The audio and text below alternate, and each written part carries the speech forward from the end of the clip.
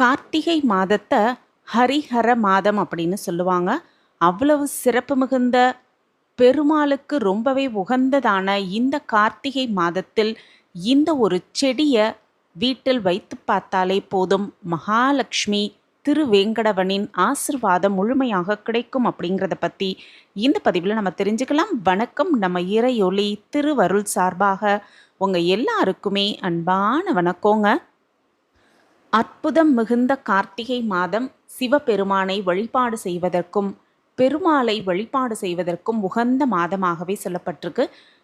வீட்டில் செல்வ வளம் பெருகணும் அப்படின்னா மகாலட்சுமி மகாவிஷ்ணுவுடைய பரிபூரண ஆசிர்வாதத்தை நம்ம பெற்றுக்கொள்ளணும் அப்படின்னா இந்த கார்த்திகை மாதத்தில் செய்ய வேண்டிய முக்கியமான இந்த வழிபாடு, வீட்டில் வைக்க வேண்டிய இந்த அற்புதமான செடி என்ன அப்படிங்கிறத இப்போ நம்ம ஒவ்வொன்றா தெரிஞ்சுக்கலாம். கார்த்திகை மாதம் அப்படின்னாலே தீப வழிபாடு செய்வதற்கான ஒரு அற்புதமான மாதம். கார்த்திகை மாதத்தில் தான் துவாதசி திதியில் மகாவிஷ்ணு துளசி தேவியை மணமுடித்ததாக சாஸ்திரத்தில் சொல்லப்பட்டிருக்கு. இந்த அற்புதமான கார்த்திகை மாதத்தில் நம்ம செய்ய வேண்டிய வழிபாடுகள் அப்படின்னு பார்த்தோன்னா நிறையவே இருக்குது. அதிலும் குறிப்பாக இந்த கார்த்திகை மாதத்தில் நம் வீட்டில் வளர்க்க வேண்டிய மிக மிக அற்புதமான செடி அப்படின்னு பார்த்தோன்னா அந்த துளசி செடி தான். துளசிக்கு கார்த்திகை மாதம் சுக்ல துவாதசி அன்றைக்கு எத்தனையோ காலத்திற்கு முன்பு நடந்தது தான் இந்த தெய்வீக திருமணம் அப்படின்னும், இந்த அற்புதமான துளசி செடிக்கு நம்ம வீட்டில் வைத்து வழிபாடு செய்யும் பொழுது மிக சிறப்பான பலன் நமக்கு கிடைக்கும் அப்படின்னும், மகாலட்சுமியின் பரிபூர்ண ஆசிர்வாதம் நமக்கு முழுமையாக கிடைக்கும் அப்படிங்கிறது உண்மை. துளசி அப்படிங்கிறது லக்ஷ்மியும் பிரபஞ்சத்தில் எங்கும் நிறைந்திருப்பவர் அப்படின்னும் சொல்லப்பட்டிருக்கு. லக்ஷ்மியை துளசியாகவும் கிருஷ்ண பகவானை விஷ்ணுவாகவும் திருமண மக்களாக பாவிப்பதாக ஐதீகமாகவே சொல்லப்பட்டிருக்கு. துளசி அப்படின்னா தன்னிகர் இல்லாதவள் அப்படிங்கிறது அர்த்தமாகும். துளசி அப்படிங்கிறது ஒரு வகை செடியின் இலை அப்படின்னும், ஒப்பில்லாத செடி அப்படின்னும் பொருள்படுது. மகாலட்சுமியின் சொரூபமாகவே விளங்கும் இந்த துளசி செடியை இந்த மாதம் முடிவதற்குள் கண்டிப்பாக வீட்டில் வைத்து வழிபாடு செய்வது ரொம்ப ரொம்ப சிறப்பு. வீட்டில் வைத்துவிட்டால் மட்டும் போதும் அப்படிங்கிறது இல்லாமல் தினமும் காலையும் மாலையும் அந்த துளசி செடிக்கு தீபமேற்றி வழிபாடு செய்யணும். அந்த துளசி எவ்வளவு பவித்திரமானதோ அதே போல் அந்த துளசி செடிக்கு உரிய மரியாதையை கொடுத்து சுத்தபத்தமாக அந்த துளசி செடியை மங்களகரமாக வைத்துக்கொள்வது ரொம்ப ரொம்ப சிறப்பு. எப்பொழுதுமே திருமாலின் மார்பை அலங்கரிக்கும் சிறப்பு பெற்றது அந்த துளசி. மகாவிஷ்ணு எப்பொழுதுமே துளசியில் வாசம் செய்வதாக சொல்கிறாங்க.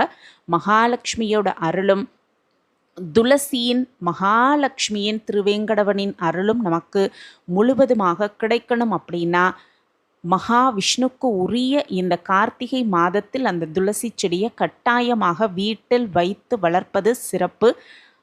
பவித்திரமான அந்த துளசி செடிக்குரிய மரியாதையை கொடுத்து ஆசிர்வாதத்தை முழுமையாக பெற்றுக்கொள்ளலாம். உலகங்களிலும் எத்தனையோ மலர்கள் இலைகள் பூஜைக்கு பயன்படுத்தப்படுது அப்படின்னாலும் துளசிக்கு மட்டும் மிகவும் சிறந்ததாகவே சொல்லப்பட்டிருக்கு. அத்தகைய சிறப்புடைய அந்த துளசி தோன்றியதன் பின்னணியில் ஒரு புராண கதையும் இருக்குது.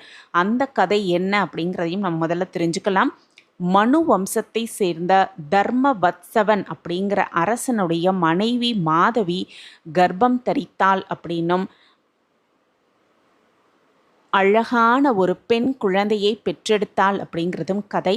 ஒப்பில்லாத அழகோடு திகழ்ந்ததால் அந்த குழந்தைக்கு துளசி அப்படின்னு பெயரிட்டார்களாம். அந்த குழந்தை வளர்ந்து பெரியவளானதும் நாராயணனை திருமணம் செய்ய வேண்டும் அப்படின்னு தவம் செஞ்சாங்களாம். பிரம்மன் அவள் முன் தோன்றி பூமியில் நீ துளசி விருட்சமாக பிறந்து கிருஷ்ணரை திருமணம் செய்து கொள்வாய் அப்படிங்கிற வரத்தை கொடுத்தாராம். அதன்படி துளசியை விஷ்ணு பகவான் மனம் முடிந்து வைகுண்டம் அழைத்து சென்றார் அப்படின்னும், எத்தனையோ லீலைகளை நடத்தி காட்டிய கண்ணபெருமான் துளசியின் சிறப்பையும் ஒரு லீலை மூலம் உலகறிய செய்தார் அப்படிங்கிறது கதை. அது என்ன அப்படின்னு பார்த்தோன்னா, ஒரு தடவை கண்ணன் மீது அதீத அன்பு வைத்திருப்பவர் யார் அப்படின்னு சத்யபாமாவுக்கும் ருக்மணி தேவிக்கும் இடையில கடும் போட்டி ஏற்பட்டதா. அதை உறுதிப்படுத்தணும் அப்படிங்கிறதுனால கண்ணன் தராசுல ஒரு பக்கம் அமர்ந்து கொள்ள மறுபக்க தராசில் சத்யபாமா பொன்னும் மணியும் குவித்தாங்களாம். தராசு சமநிலைக்கு வரவே இல்லை அப்படின்னும், அடுத்து வந்த ருக்மணி தேவி ஒரு சின்ன துளசியை எடுத்து தராசு தட்டில் வைக்க தராசு சரியான நிலைமைக்கு சரி சமமாக வந்தது அப்படின்றது கதை. துளசியின் பெருமையை சொல்வதற்கு இந்த ஒரு புராண நிகழ்வே போதுமானது அப்படிங்கிறத நம்ம முதல்ல தெரிஞ்சுக்கலாம். கார்த்திகை மாதம் துளசியை தானம் செய்தோனா 1000 பசுகளை தானம் செய்த புண்ணியமும் பலனும் கிடைக்கும் அப்படின்னும், ஒரு தடவை துளசி இலையை தானமாக கொடுத்தோனா அதனுடைய பலன் நமக்கு ரெட்டிப்பாக கிடைக்கும் அப்படின்னும், அந்த பலன் மேன்மைக்கு நிகராக எதுவுமே இல்லை அப்படிங்கிறத உணர்ந்துக்கணும்.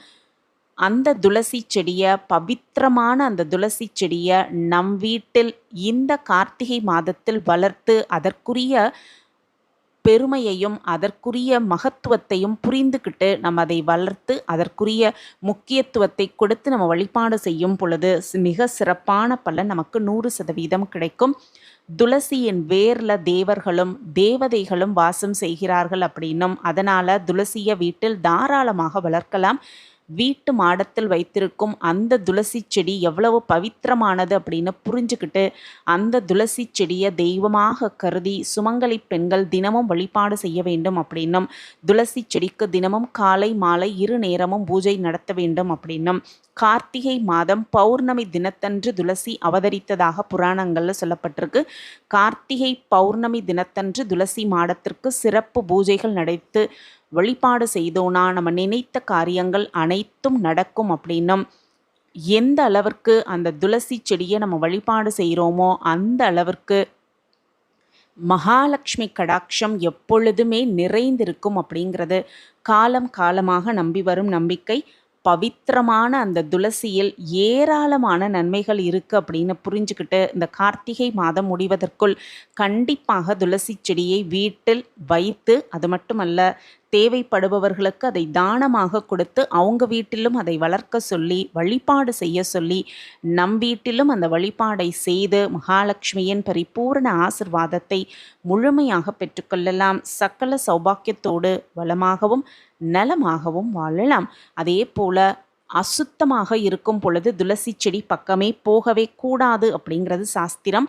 பௌர்ணமி, அமாவாசை, துவாதசி, மாத பிறப்பு, செவ்வாய், வெள்ளி இந்த மாதிரி நாட்களில் துளசியை பறிக்கவே கூடாது அப்படின்னும், உடலில் எண்ணெய் தேய்த்து கொண்டு இருக்கும் பொழுது அந்த துளசியை பறிக்கவே கூடாது அப்படின்னும், மதியம் இரவு அது மட்டும் அல்ல சந்தியா கால நேரங்களில் துளசியை கண்டிப்பாக தொடவே கூடாது அப்படிங்கிறது சில விதிமுறைகள் அந்த துளசிக்கு இருக்குது.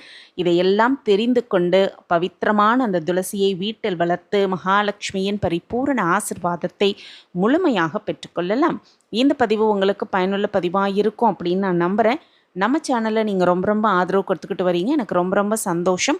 உங்கள் ஆதரவு மென்மேலும் கிடச்சிக்கிட்டே இருக்கும் அப்படிங்கிற நம்பிக்கையோடு மீண்டும் ஒரு புதிய பதிவில் பார்க்கலாம். நன்றி, வணக்கம்.